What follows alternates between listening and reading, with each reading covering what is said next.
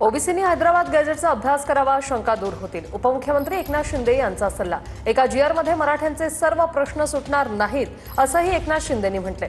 टप्प्याटप्प्यानं सर्व काही करू असंही एकनाथ शिंदे म्हणतात. जीआर निघालेला आहे, तो अर्ध्या तासामध्ये हा जीआर निघाला. या जीआर विषयी खूपशा शंका आहेत लोकांच्या मनात, म्हणजे ओबीसीमध्ये पण आहेत आणि मराठ्यांमध्ये आहेत.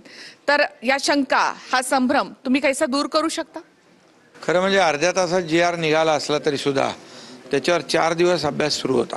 या जीआरमुळे मराठा समाजाला प्रमाणपत्र मिळतील आणि यामध्ये ओबीसी समाजाचंही कुठलंही त्यांचं आरक्षण कमी न करता कुठल्याही समाजाला मदत करताना, काही सोयीसुविधा देताना इतर समाजाचं किंबहुना ओबीसी समाजाचं नुकसान होऊ नये ही भूमिका पहिल्यापासून सरकारची होती आणि त्यामुळे आजही तीच भूमिका सरकारची आहे.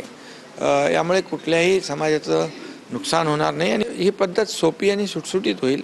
त्यामुळे त्यांना प्रमाणपत्र मिळेल आणि त्याचा लाभ मिळेल आणि ओबीसीचं देखील आरक्षण कुठेही कमी होणार नाही. त्यामुळे जे काय आता सुरू आहे हे याचा नीट अभ्यास करतील तर मला वाटतं त्यांच्यातला संभ्रम आणि शंका दूर होतील. तुम्ही स्वतःला डेडिकेटेड कॉमन मॅन असं म्हणता आणि मराठा समाज तुम्हाला आपला नेता म्हणून मानतो, तुमच्यावर पूर्ण विश्वास ठेवतो. तुम्ही मराठा समाजाला ही ग्वाही देताय का की या जीआरमुळे मराठा समाजाचं कल्याण होणार आहे? फायदा नक्की होईल. म्हणजे संपूर्ण ज्या काय मागण्या त्यांच्या होत्या त्या या एका जीआरमध्ये पूर्ण होऊ शकत नाहीत आणि म्हणून त्यांनी तो पूर्ण ड्राफ्ट वाचला आहे आणि त्यांच्या संमतीनंतर तो जीआर आमचे विखे पाटील आणि आमची शिष्टमंडळ जाऊन त्यांना दिला आहे. त्यांच्या आणखी काही मागण्या होत्या त्याला वेळ घेतलेला आहे, वेळ दिलेला आहे.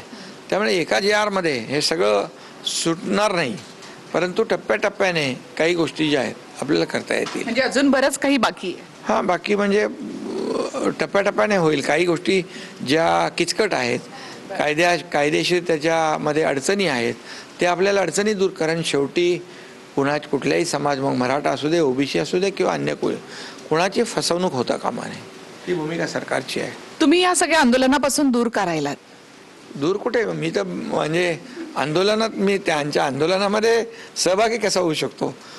पण हे जे काही जीआर काढला, मुख्यमंत्री, मी स्वतः, अजितदादा, ही सर्व टीम, आमची सगळी कायदेशीर जी काही मंडळी आहे, बसून आम्ही त्याच्यावर चर्चा करून हा निर्णय घेतलेला आहे. म्हणजे तो निर्णय घेताना तर तो तर रस्त्यावर जाऊन घेता येणार नाही ना.